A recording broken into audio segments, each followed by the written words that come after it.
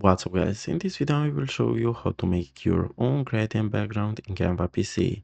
So after you created your project, what you want to do is to go to elements, and from here we're going to type gradient. After you did that, what you want to do is to go to graphic, and here we're going to choose the gradient that we want to use for our background.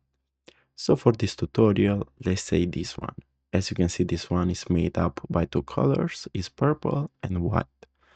Firstly, what we want to do is to make it bigger so it fills all the design that we have.